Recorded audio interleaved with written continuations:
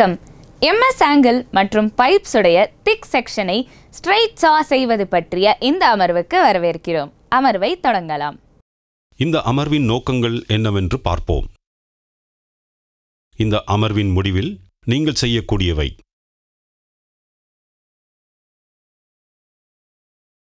Equal angle பகுதியில் துண்டுகளை mark செய்து கட் செய்தல், பைப் துண்டுகளை மார்க் செய்து கட் செய்தல்.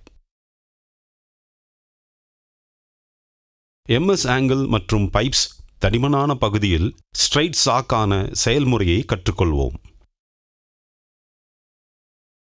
இந்த பயிற்சிக்கு தேவையான டூல்ஸ்கள்: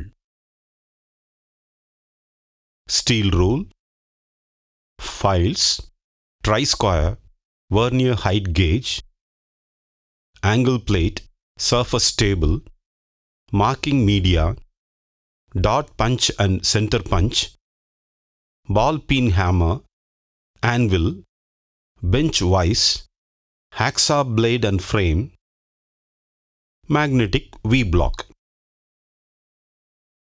இப்போது டாஸ்க் 1க்கான செயல்முறையை, அதாவது ஸ்டீல் ஆங்கிளில் ஹாக்சாயிங் செய்வது பற்றி கற்றுக்கொள்வோம். ஸ்டீல் ரூலை பயன்படுத்தி மூலப்பொருளின் அளவை சரிபார்க்கவும். பாரலிசமை பெற MS ஆங்கிளின் முனைகளை ஃபைல் செய்யவும். ட்ரை ஸ்கொயரை பயன்படுத்தி பாரலிசமை சரிபார்க்கவும்.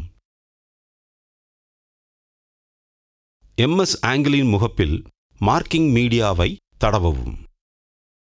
ஒரு ஆங்கிள் பிளேட்டுடன் MS ஆங்கிளை செங்குத்தாக சர்ஃபேஸ் டேபிளில் வைக்கவும். வெர்னியர் ஹைட் கேஜை பயன்படுத்தி 100 mm நீளத்தில் ஒரு கோட்டை மார்க் செய்யவும்.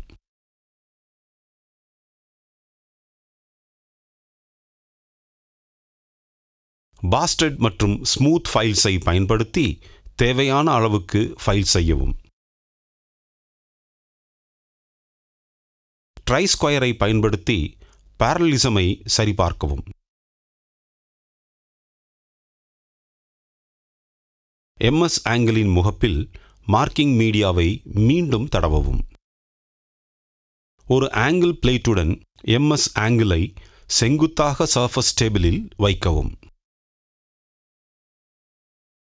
பேஸிலிருந்து 22 mm, 23.5 mm, 25 mm, 43 mm, 44.5 mm, 46 mm, 61 mm மற்றும் 62.5 mm இல் வெர்னியர் ஹைட் கேஜை பயன்படுத்தி கோடுகளை மார்க் செய்யவும். ஒரு ஆன்வில் மீது ஒரு பால் பீன் ஹேமர் மற்றும் டாட் பஞ்சை பயன்படுத்தி மார்க் செய்யப்பட்ட லைன்ஸை விட்னஸ் மார்க் செய்யவும்.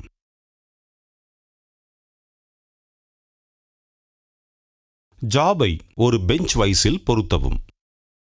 ஹாக்சா ஃப்ரேமில் ஒரு அங்குலத்திற்கு 14 பற்கள் என்ற மீடியம் கட் ஹாக்சா பிளேடை பொருத்தவும்.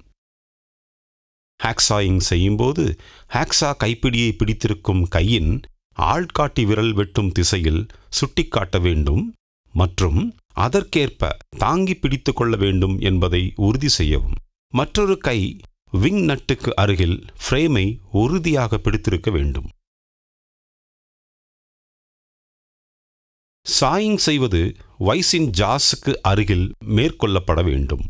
23.5 mm, 44.5 mm மற்றும் 62.5 mm இல் மார்க் செய்யப்பட்ட கோடுகளில் வெட்டவும்.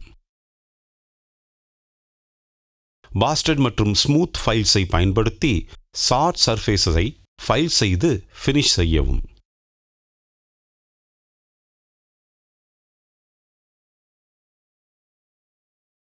ஸ்டீல் ரூலை பயன்படுத்தி வெட்டப்பட்ட துண்டுகளின் அளவை சரிபார்க்கவும்.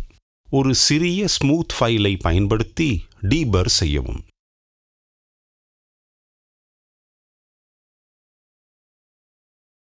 ஒரு மெல்லிய மேற்பூச்சு ஆயிலை தடவி மதிப்பீட்டிற்காக அதை சேமிக்கவும்.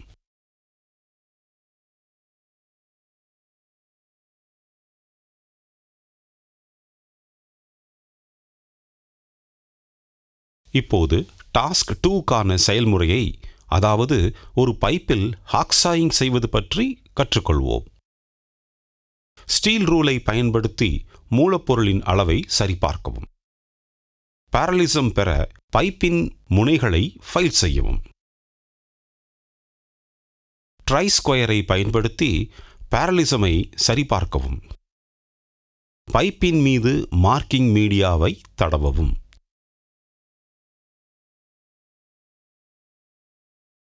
பைப்பை செங்குத்தாக சர்ஃபஸ் டேபிளில் வைக்கவும். பைப்பை மெதுவாக சுழற்றி வெர்னியர் ஹைட் கேஜை பயன்படுத்தி 90 mm நீளத்தில் கோடுகளை மார்க் செய்யவும்.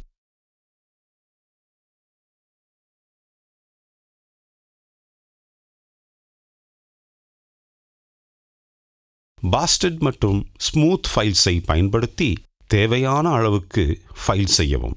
ட்ரை ஸ்கொயரை பயன்படுத்தி பாரலிசமை சரிபார்க்கவும்.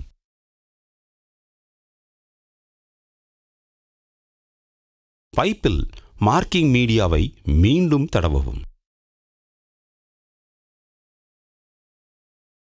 பைப்பை செங்குத்தாக சர்ஃபஸ் டேபிளில் வைக்கவும்.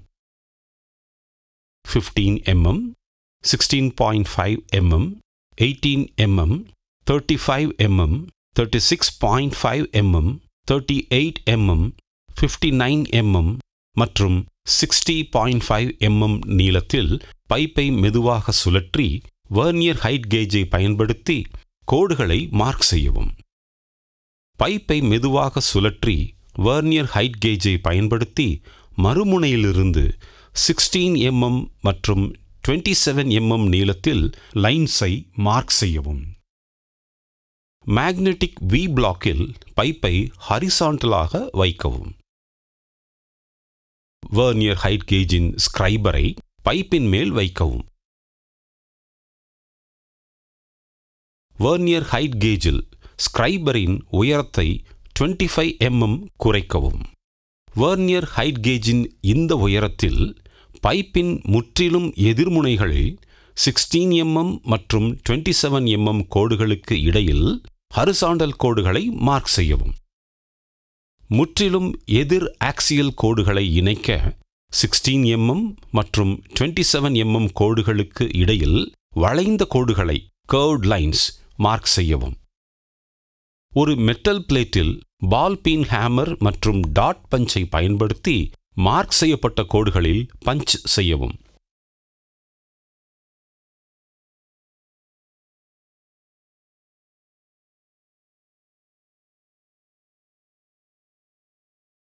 ஜாபை ஒரு பெஞ்ச் வைஸில் பொருத்தவும். ஹாக்ஸா ஃப்ரேமில் ஒரு அங்குலத்திற்கு 24 பற்கள் என்ற மீடியம் கட் ஹாக்ஸா பிளேடை பொருத்தவும். 16.5 mm, 36.5 mm மற்றும் 60.5 mm மார்க் செய்யப்பட்ட கோடுகளில் வெட்டவும்.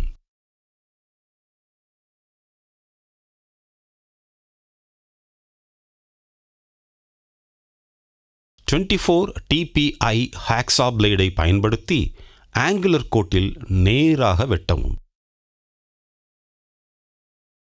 பாஸ்டட் மற்றும் ஸ்மூத் ஃபைல்ஸை பயன்படுத்தி சாட் சர்ஃபஸஸை ஃபைல் செய்து ஃபினிஷ் செய்யவும். ஸ்டீல் ரூலை பயன்படுத்தி வெட்டப்பட்ட துண்டுகளின் அளவை சரிபார்க்கவும். ஒரு சிறிய ஸ்மூத் ஃபைலை பயன்படுத்தி டீபர் செய்யவும்.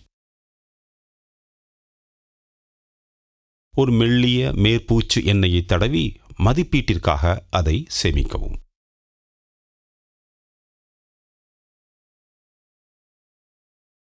இந்த பயிற்சியில் செய்ய வேண்டியவை மற்றும் செய்யக்கூடாதவை பற்றி கற்றுக்கொள்வோம்.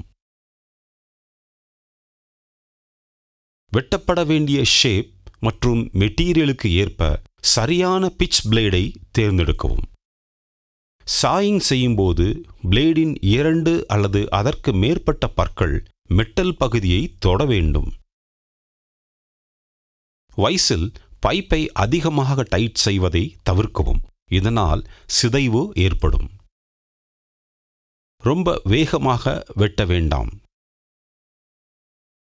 மெதுவாக வெட்டவும்.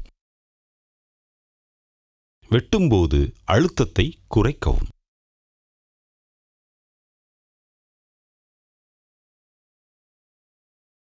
ரீகேப் செய்கையில் நாம் கற்றுக்கொண்டது என்னவென்றால், ஈக்குவல் ஆங்கிள் பகுதியில் துண்டுகளை மார்க் செய்து கட் செய்தல், பைப்பில் துண்டுகளை மார்க் செய்து கட் செய்தல். எனவே MS ஆங்கிள் மற்றும் பைப்ஸ் உடைய திக் செக்ஷனை ஸ்ட்ரெயிட் சா செய்வது பற்றிய அனைத்தும் இதுவேயாகும். நீங்கள் அனைத்து கருத்துகளையும் பயிற்சிகளையும் புரிந்து கொண்டீர்கள் என்று நம்புகிறேன். அடுத்த அமர்வில் சந்திப்போம்.